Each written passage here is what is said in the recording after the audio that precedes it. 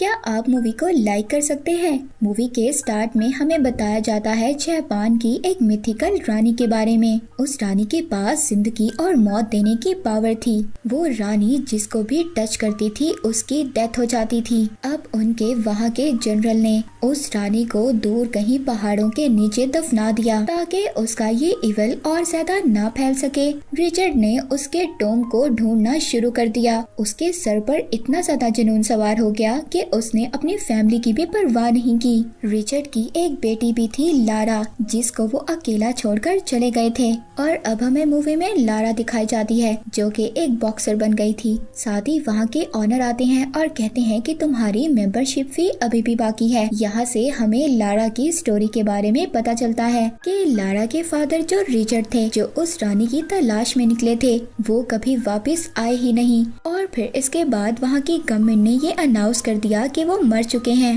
पर लारा के पास पैसों की कमी नहीं थी। उसके फादर ने उसके लिए बहुत सारी प्रॉपर्टी छोड़ी थी, पर वो इस बात को मानने के लिए तैयार ही नहीं थी कि उसके फादर की डेथ हो गई है। उसके फादर की बिजनेस पार्टनर भी बार बार उसको समझाती थी, मगर फिर भी लारा प्रॉपर्टी के पेपर साइन करने से इनकार कर देती है। उसको अभी भी ये उम्मीद थी कि उसके फादर जिंदा है। लास्ट में उसके फादर की बिजनेस पार्टनर उसको साइन करने के लिए मना लेती है। अगर वो ऐसा ना करती तो उसकी सारी प्रॉपर्टी ऑक्शन में चली जाती। साथ ही साथ जब वो पेपर साइन कर रही थी तो उसको ये भी पता चलता है कि उसके फादर ने उसके लिए एक जापानीज पजल भी छोड़ा था। उस पजल को सॉल्व करने के बाद उस पजल में से उसको एक सीक्रेट नोट भी मिलता है। और जब वो ये नोट पढ़ती है तो वो फौरन से अपने माइंड को चलाती है और उस जगह पर चली जाती है। वो एड्रेस इसके फादर के टॉम का था। अब जब वो वहाँ पर जाती है, अपने फादर के नेम के फर्स्ट लेटर को जब वो दबाती है और जो उसको की मिली थी उससे ओपन करती है, तो साथ ही वहाँ पर एक केव का डोर ओपन हो जाता है। वहाँ पर जाकर उसको पता चलता है कि उसके फादर अपना ज्यादातर टाइम कहाँ पर गुजारा करते थे। वहीं पर लारा को एक कैमरा भी मिलता है जिसमें उसके फादर का एक मैसेज रिकॉर्ड था। जब लारा उस वीडियो को देखती है तो उस वीडियो में उसके फादर उसको बता रहे थे कि मैं ये प्रूव करने के लिए बाहर निकल गया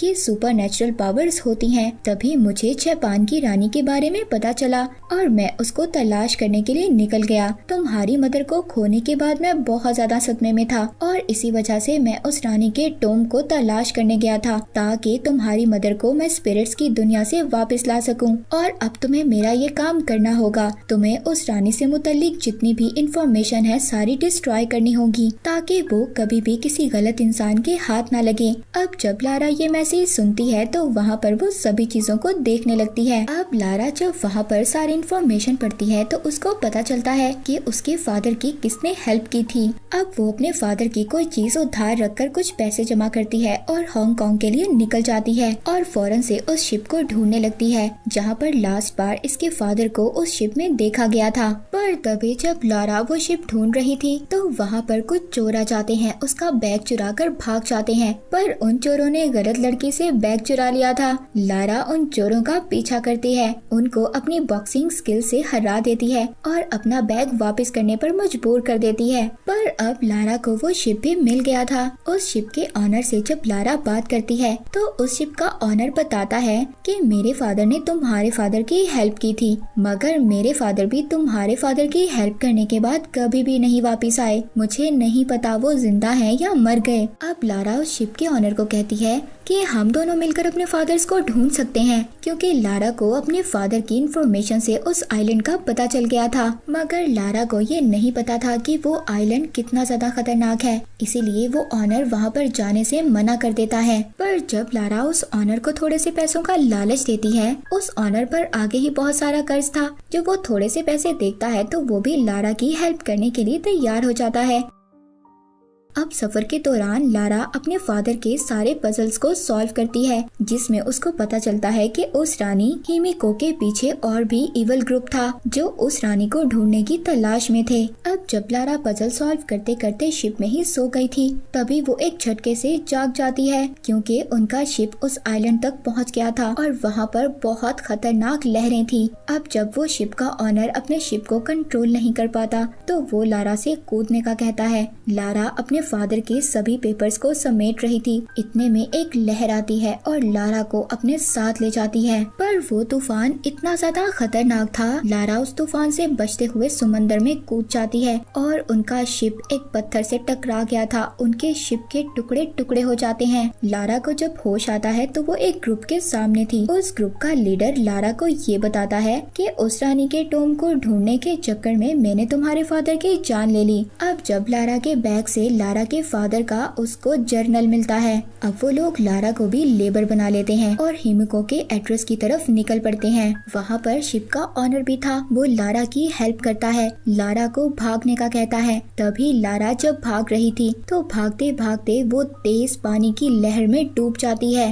लारा इससे पहले डूब जाती। वहाँ पर एक क्रैश प्लेन मिलता है, वो उसको पकड़ लेती है, पर वो बेचारी वहाँ पर क्या करती, उसके वजन से वो प्लेन टूटने लगता है। लारा थोड़ी सी हिम्मत दिखाती है, वो तेज भागती है और उस प्लेन के मेन पार्ट को पकड़ लेती है। वो बेचारी थोड़ा सा सांस लेती इससे पहले वो प्लेन सारे का सारा टूटकर नीचे गिर जाता है। तभी लारा को उस प्लेन से एक पैराशूट मिलता है। वो पैराशूट ओपन करती है और जंगल में क्रैश लैंडिंग करती है। रात हो गई थी, उसको जंगल में कोई भी नजर नहीं आता जो उसकी हेल्प करता। तभी एक आदमी उसको देखकर भाग जाता है। लारा जब उसका पीछा करती है तो ये आदमी कोई और नहीं बल्कि उसके फादर थे। लारा के फादर अपनी बेटी को इतने सालों बाद देखकर बहुत ज्यादा खुश होते हैं। उनकी आंखों से आंसू आ रहे थे। पर जब सुबह होती है तो लारा उस ग्रुप के बारे में अपने फादर को बताती है कि उन लोगों ने उसके फादर की बुक ले ली थी जिसमें सारी इन्फॉर्मेशन लिखी हुई थी। तो उसके फादर ये सुनकर बहुत ज्यादा नाराज होते हैं। कहते हैं, लारा तुमने मेरा मैसेज नहीं सुना, मैंने उसमें कहा था कि तुम्हें इन चीजों को डिस्ट्रॉय करना होगा और अब तुम्हें पता है पूरी दुनिया खतरे में है। अब तभी लारा जल्दी से वहाँ की तरफ भागती है और अपने तीरों से उन लोगों पर अटैक करती है। उन लोगों को वो टॉम तो मिल जाता है मगर उसका एंट्रेंस कैसे था ये नहीं पता था। वहाँ पर लारा के फादर रिचर्ड भी पहुँच गए थे। लारा के फादर को उस ग्रुप के लीडर ने पकड़ लिया था। अब लारा को ही एंट्रेंस का पजल सॉल्व करना पड़ता है। लारा अपने दिमाग से पजल को सॉल्व करती है और उस टूम का डोर ओपन हो जाता है। अब यहाँ पर एक एक कर वो लोग उस केव के अंदर आते हैं, पर उनका एक गलत कदम वहाँ पर उस लीडर के आदमी की जान ले लेता है। वो वहाँ पर एक खाई देखते हैं जहाँ पर बहुत सारे स्केलेटन थे। ये देखकर वो बहुत ज्यादा शॉक्ड हो जाते हैं। वहाँ एक वॉल पर उनको एक और पजल नजर आता है। अब जब वो उस पजल को देख ही रहे थे तभी वहाँ पर केव का दरवाजा बंद हो जाता है और उनके पाँव के नीचे से जमीन खत्म हो रही थी। लारा भी गिरते गिरते बचती है। अब जब दोबारा से उनकी नजर उसी वॉल पर पड़ती है तो वो पजल ही यहाँ से निकलने का रास्ता था। अब वो वहाँ पर अलग अलग किस्म के अलग अलग कलर्स के क्लूज लगाते हैं मगर कोई भी क्लू फिट नहीं हो रहा था। लारा को तभी समझ आती है कि ग्रीन कलर आजादी का कलर है। तभी वो जल्दी से ब्लू और रेड को मिक्स कर ग्रीन कलर बनाती है और वहाँ का दरवाजा ओपन हो जाता है। वो दरवाजा खुलने के बाद इनको उस रानी का टोम नजर आता है। अब जब वो उसके टोम को ओपन करते हैं वो रानी एक नॉर्मल इंसान नजर आ रही थी, पर देखते देखते वो एक स्केलेटन में बदल जाती है। जब वहाँ पर उस लीडर का एक साथी उस रानी को उठा रहा था तभी उसके हाथ पर इन्फेक्शन हो जाता है और एक दर्दनाक इन्फेक्शन से वो चीख कर मर जाता है। अब लारा जब उन्हीं सभी पजल्स और वहाँ की पेंटिंग्स को देखती है तो उसको समझ आता है कि ये रानी कोई जादूगरनी नहीं थी बल्कि इसको तो कोई इन्फेक्शन हो गया था और यही वजह थी कि ये रानी जिसको भी हाथ लगाती थी वो मर जाता था और उसने अपने मन से खुद को सेक्रीफाइस किया। वो ये नहीं चाहती थी कि उसकी वजह से पूरी दुनिया खत्म हो जाती। रिचर्ड और लारा उस लीडर को मना करती हैं कि इसको यहाँ से हमें नहीं ले जाना चाहिए, पर वो लीडर उनकी कोई भी बात नहीं मानता और उस रानी की एक उंगली काट कर अपने पास रख लेता है। अब वो लीडर तो उस रानी की एक उंगली ले गया था, पर तभी वहाँ पर रानी के वॉरियर्स आ जाते हैं। वो लारा पर अटैक करते हैं, पर अब एक वॉरियर के टच करने से लारा के फादर रिचर्ड को इन्फेक्शन हो गया था। लारा जब अपने फादर के पास आती है तो उसके फादर उसको समझाते हैं कि हम में से यहाँ पर एक को रहकर इस टोम को डिस्ट्रॉय करना होगा ताकि कोई भी दोबारा इस टोम को ढूंढ ना सके। और वैसे भी बेटा अब मैं नहीं बच सकता, तुम्हें मुझे यहाँ पर छोड़कर जाना होगा। लारा जब ये सुनती है जिसको इतने सालों बाद उसके फादर मिले थे। वो बहुत ज्यादा टूट जाती है और बहुत ज्यादा रोती है, पर अब वो अपने फादर को आखिरी गुड बाय कहती है और वहाँ से उस लीडर वोगल को ढूंढने लगती है। लारा को वो लीडर मिल जाता है। लारा उसकी खूब पिटाई करती है, पर वो लीडर लारा को भी मार रहा था। वो लीडर जो रानी की फिंगर लाया था। लारा उस उंगली को उस लीडर के मुंह में डालकर उन्हीं स्केलेटन के दरमियान में उसको फेंक देती है। तभी वहाँ पर टॉम भी ब्लास्ट हो जाता है। लारा तेज भागती है और वो अपनी स्पीड से